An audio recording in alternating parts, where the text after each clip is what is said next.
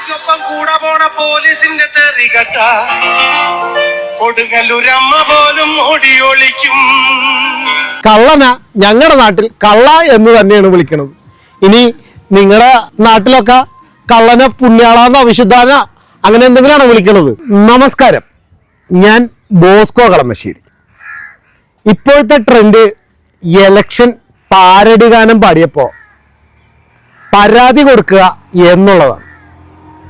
അങ്ങനെയാണെങ്കിൽ 2020 വാർഡ് ഇലക്ഷന് ഞാൻ മത്സരിച്ചപ്പോൾ ഞാൻ തന്നെ പാടിയ ഒരു പാട്ടുണ്ട്. നെയ്യും റാണിമാരായി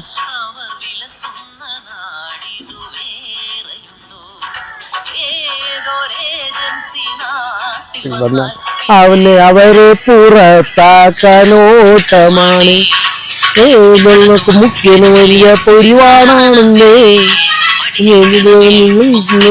ആരെന്നറിയാമേ കേട്ടോ. അപ്പോ 2000 ഇത് പാടാനുണ്ടായ കാരണം അന്ന് സരിതയും സ്വപ്നയും ഒക്കെയാണ് വിവാദ നായികന്മാർ. അന്ന് സരിതയെ വെച്ച് അന്നത്തെ മുഖ്യമന്ത്രിയായ ഉമ്മൻചാണ്ടിക്കെതിരെ പരാതി കൊടുക്കുന്നു. പിന്നീട് ആ പരാതികളൊന്നും ഇല്ല, കഴമ്പില്ല എന്നൊക്കെ പറഞ്ഞ് അതിൽ നിന്ന് ഇറങ്ങിപ്പോകുന്നു. പിന്നീട് 2018 ഒരു മുസ്ലിം മാപ്പിളപ്പാട്ട് പാടിയതുമായിട്ട് ബന്ധപ്പെട്ട് പരാതി കൊടുത്തപ്പോൾ LDF അന്നൊരു പാരഡി ഗാനം ഇറക്കി കഴിഞ്ഞപ്പോൾ ഭയങ്കര വിവാദമാവുകയും അതിനെ പരാതി കൊടുത്തപ്പോൾ ഇപ്പോഴത്തെ മുഖ്യമന്ത്രി, അതായത് ആദ്യത്തെ പിണറായി മന്ത്രിസഭയുടെ ആദ്യത്തെ മുഖ്യമന്ത്രി, ഇപ്പം 2ാമത്തെ തവണയാണല്ലോ, അപ്പോൾ ആദ്യത്തെ മുഖ്യമന്ത്രി അന്ന് പറഞ്ഞ ഒരു ഡയലോഗുണ്ട്. ഇത് ആവിഷ്കാര സ്വാതന്ത്ര്യത്തിൻ്റെ ഭാഗമാണ്. ഇവിടെ കൊണ്ടൊന്നും തീർന്നില്ല കേട്ടോ പ്രശ്നം, ഇതിന് മുൻപും ഉണ്ട്. അപ്പം ഞാൻ ഇതെല്ലാം കഴിഞ്ഞ് 2020 ഞാൻ ഇലക്ഷന് മത്സരിച്ചപ്പോൾ അന്ന് ഞാൻ പാടിയ ഒരു പാട്ടാണ് നിങ്ങൾ കേട്ടത്. സരിതയും സ്വപ്നയും റാണിമാരായി എന്നൊക്കെ പറഞ്ഞുകൊണ്ട് ഞാനൊരു പാട്ട് പാടി. പിന്നീട് ഇവിടെ കൊണ്ടും തീർന്നൊന്നുമില്ല. അപ്പോൾ ഈ കരുണാകരൻ്റെ വാഹനത്തെക്കുറിച്ച് അന്ന് ഇവരുടെ കൈരളി ചാനൽ, ഇപ്പോഴും പാർട്ടിയുടെ കുത്തക ചാനലാണല്ലോ കൈരളി ചാനലിൽ ഒരഭിപ്രായം പറഞ്ഞ പിന്നെ ഒരു മറു കഥയൊന്നുമില്ല എന്നാണ് പറച്ചിൽ. അങ്ങനെ കൈരളി ചാനലിൽ കലാഭവൻ മണിയും നാദൃശയും കൂടി പാടിയ ഒരു പാട്ടും ഞാൻ നിങ്ങളെ കേൾപ്പിച്ചു തരാം. അത് കരുണാകരനെ ട്രോളിക്കൊണ്ടായിരുന്നു ആ പാട്ട്. പോണം മന്ത്രിക്കാറ്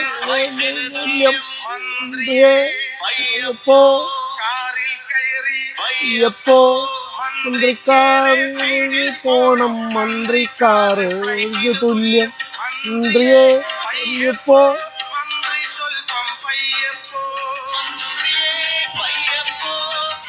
വെറുതെ പറഞ്ഞതല്ല. ദേ കൈരളി ചാനൽ ദേ ഇരിക്കണു.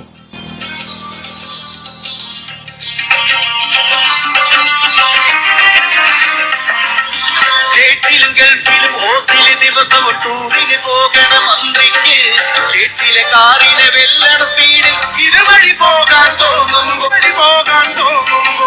പലരും മരിക്കും, പലതും നശിക്കും, ഇടയ്ക്കിടെ ചിലരുടെ കാലൊടിയും. മന്ത്രിക്കൊപ്പം കൂടെ പോണ പോലീസിന്റെ തെറികട്ട കൊടുങ്ങല്ലൂരമ്മ പോലും ഓടിയൊളിക്കും.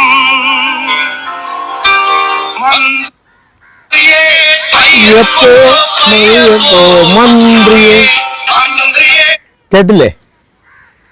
ഇനി അവിടെയും തീർന്നൊന്നുമില്ല. അടുത്തത് കേൾപ്പിച്ചു തരാം. ദാ അടുത്തത്. ചരിത്രം മാറ്റാൻ ഒരിക്കലും ആവില്ലല്ലോ.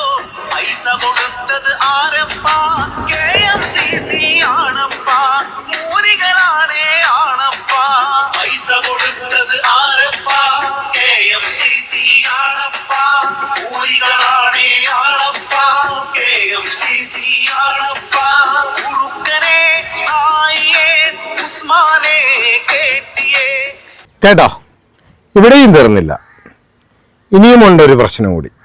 ദാ ഉള്ളിൽ തട്ടി പറയുകയാ ഞാൻ താമര എൻ കയ്യൊപ്പ കയ്യൊപ്പ താമര.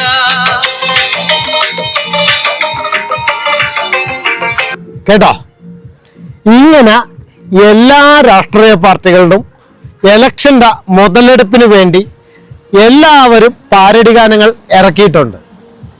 പാട്ട് വൈറലായപ്പോൾ പണ്ട് ലുലുല പാർക്കിംഗ് കേസ് ചലഞ്ച് ചെയ്തു. പാർക്കിംഗ് കേസിനെതിരെ ഞാൻ കൊണ്ടുപോയി കേസ് ഞാനൊരു ലൈവ് ചെയ്തു കഴിഞ്ഞപ്പോൾ അല്ലെങ്കിൽ ഒരു ന്യൂസ് ചെയ്തു കഴിഞ്ഞപ്പോൾ ന്യൂസ് പബ്ലിഷ് ചെയ്യുന്നവരെ ഒന്നും ഇവർ പരാതി കൊടുത്തില്ല. വാർത്ത വൈറലായി. ഏകദേശം മുനിസിപ്പൽ ഉദ്യോഗസ്ഥനെതിരെ വ്യാജരേഖ ചമച്ച കേസിനകത്ത് നടപടികളൊക്കെ പിടിക്കുന്ന ഒരു സാഹചര്യം വന്നപ്പോൾ ഇവരെന്ത് ചെയ്തു? എൻ്റെ പേരിൽ കൊണ്ടുപോയി ഒരു കേസ് അങ്ങോട്ട് കൊടുത്തു. എന്ന് പറഞ്ഞ പോലെ ഒരു വൈറലാവാൻ നോക്കി നിൽക്കും. ആ വൈറലിന്റെ പുറത്ത് ഒരു പരാതിക്കാരനുണ്ടാവാൻ. അതുവരെ ഒരു പരാതിക്കാരനും ഉണ്ടാവില്ല, ഒരാളും ഉണ്ടാവില്ല. അപ്പൊ ഈ പരാതി കൊടുത്ത ആള് പാട്ടിറങ്ങി തുടങ്ങിയപ്പോ ഒന്നും കേട്ടില്ലായിരുന്നോ? ഇലക്ഷനിൽ തോറ്റപ്പോ മാത്രമാണോ മനസ്സിലായത്? അതോ ഈ പുറം ലോകമായിട്ട് യാതൊരു ബന്ധമില്ലാത്ത പോലെയാണ് പാട്ടും പാടി ഇലക്ഷന് ഫുള്ള് സൂപ്പർ ഹിറ്റ് ആയിട്ട് പാടിയ ഒരു പാട്ടാണ് പോറ്റിയേ കേറ്റിയേ സ്വർണം ചെമ്പായി മാറ്റിയേ എന്നൊരു പാട്ട്.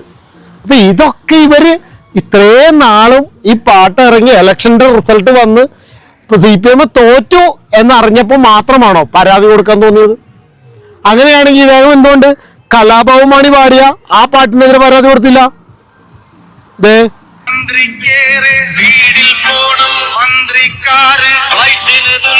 അതും ഭക്തിഗാനത്തിന്റെ പാരഡിയല്ലേ, എന്തുകൊണ്ട് അതിനൊത്തു കൊടുത്തില്ല?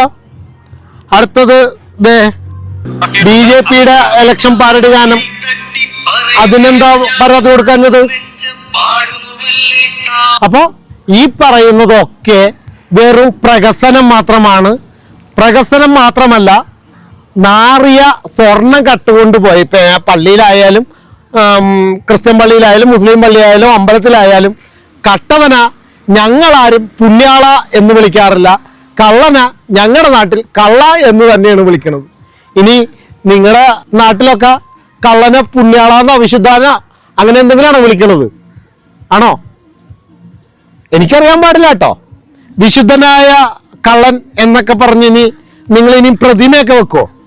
ഈ എന്താ പറയുക, ഓരോരുത്തരുടെ ഓരോ സ്മാരകങ്ങളൊക്കെ പണിയൂലേ? പണ്ട് ഇത്രയും പേരെ രക്ഷിച്ച ആളാണ് എന്നൊക്കെ പറഞ്ഞ് ഓരോ സ്മാരകമൊക്കെ വെക്കണമല്ല. ഇനി നിങ്ങൾ വിശുദ്ധനായ കള്ളൻ എന്ന് പറഞ്ഞൊരു പോസ്റ്ററൊക്കെ ഉൽപ്പാദിപ്പിച്ച് വെക്കുമോ എന്നൊക്കെ കാത്തിരുന്ന് കാണേണ്ടി വരും. ഇതിലും വലിയ ഗതികെട്ടവനൊന്നും ലോകത്ത് വേറെ ഉണ്ടാവില്ല. എന്തായാലും പോലീസ് ഭരണകൂടവും നിങ്ങളുടെ കൂടെ ഉള്ളതുകൊണ്ട് തൽക്കാലം ഇലക്ഷന് തോറ്റ ചീത്തപ്പേര് പരാതി കൊടുത്തുകൊണ്ട് ആ നാറ്റക്കേസിൽ നിന്നെങ്കിലും നാട്ടുകാരുടെ പറച്ചിലിൽ നിന്നും പാട്ടിലേക്ക് തൽക്കാലം മാറ്റി നിർത്താം എന്ന് പറഞ്ഞുകൊണ്ട് നിർത്തുന്നു. നന്ദി, നമസ്കാരം.